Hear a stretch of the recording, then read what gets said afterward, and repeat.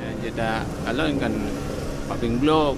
tentu ji na pengaruh ji karena selama sebelum na Paping Bloknya kan masyarakat tuh kan digunakan untuk sembahyang